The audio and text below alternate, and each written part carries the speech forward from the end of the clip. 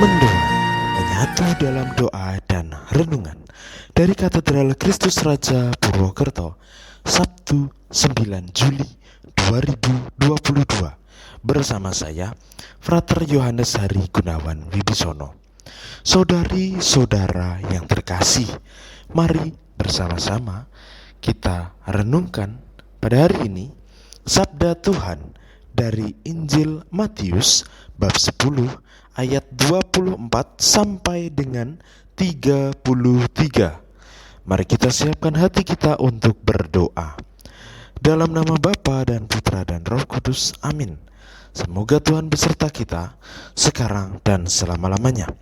Inilah Injil suci menurut Matius. Dimuliakanlah Tuhan.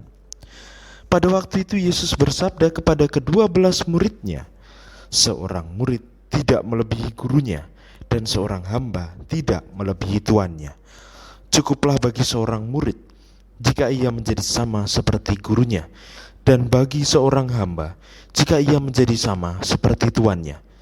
Jika tuan rumah disebut Beelzebul, apalagi seisi rumahnya. Jadi janganlah kalian takut kepada mereka yang memusuhimu, karena tiada sesuatu pun yang tertutup yang takkan dibuka, dan tiada sesuatu pun yang tersembunyi yang takkan diketahui.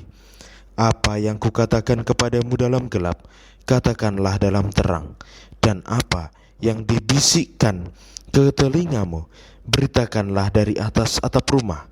Dan janganlah kalian takut kepada mereka yang dapat membunuh tubuh, tetapi yang tidak berkuasa membunuh jiwa.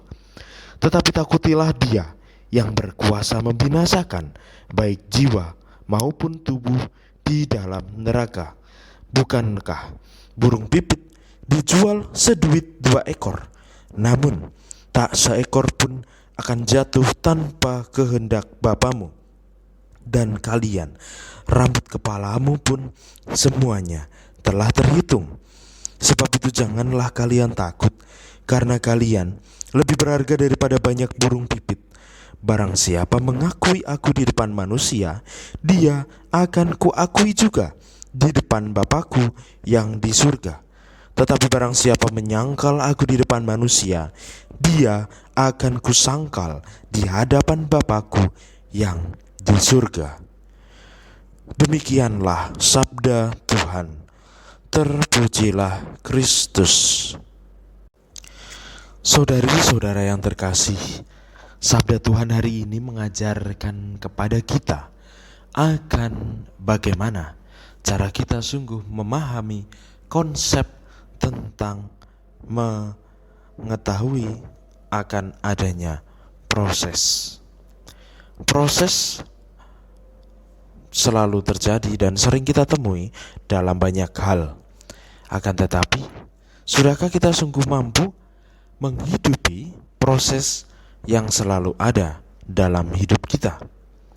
Dalam ungkapan bagian awal perikop sabda Tuhan hari ini, Yesus berkata, seorang murid tidak melebihi gurunya, seorang hamba tidak melebihi tuannya. Hal ini bukan berarti Yesus ingin membagi-bagikan atau membanding-bandingkan antara murid dan antara guru atau antara hamba dengan Tuhan. Tetapi di sini Yesus mengajak kita untuk sungguh menyadari, untuk sungguh memahami bahwa bahkan bagi seorang murid pun suatu pengajaran membutuhkan proses bagi seorang murid agar murid dapat memahami apa yang diajarkan oleh gurunya. Sama halnya dengan seorang hamba. Seorang hamba akan bisa menjadi seorang tuan jika ia mampu bersabar di dalam setiap proses, di dalam setiap pelajaran, di dalam setiap tugas-tugas yang dipercayakan dari Tuhan kepada hamba tersebut. Maka dari itu, sesungguhnya setiap dari kita sudah memiliki porsinya masing-masing, sudah memiliki bagiannya masing-masing. Kita diajak untuk akhirnya kita tidak perlu takut, tidak perlu khawatir bahwa orang lain mungkin memiliki kuasa yang lebih besar. Akan tetapi, sesungguhnya tanggung jawab yang mereka miliki pun juga sama besarnya. Bukan berarti akhirnya kita tidak dipercaya, akan tetapi kita sedang menjalani proses menuju kepada tanggung jawab yang sama, pencapaian yang sama, dan kita diajak untuk bersabar dan tekun di dalam menghayati proses kita. Maka dari itu, saudari-saudara yang terkasih, mari bersama-sama kita mohon rahmat dari Allah agar kita tidak memiliki kekhawatiran di dalam menjalani setiap proses kita, di dalam menjalani setiap kehidupan kita. Karena Allah telah jauh lebih mengetahui apa yang kita butuhkan, telah jauh memahami bagaimana kita akan menjalani setiap proses yang kita jalani. Mari kita mohon rahmat agar kita berani untuk tetap memiliki ketekunan, kesetiaan di dalam menghidupi dan menghayati proses yang kita miliki. Marilah kita berdoa. Bapa yang Maha Baik, kami mohon, tambahkanlah iman kami, agar kami tetap hanya bersandar kepada perlindungan-Mu. Semoga hari demi hari kami semakin mampu untuk mencintai Engkau melalui sesama kami, dan kami tidak lagi takut akan mereka, orang-orang yang merencanakan kejahatan dan merencanakan permusuhan dalam hidup kami. Ampunilah dan bimbinglah serta kasihanilah mereka agar mereka mampu untuk menemukan kembali semangat pertobatan dan mengarahkan diri kembali kepada Engkau, sang jalan kebenaran dan hidup.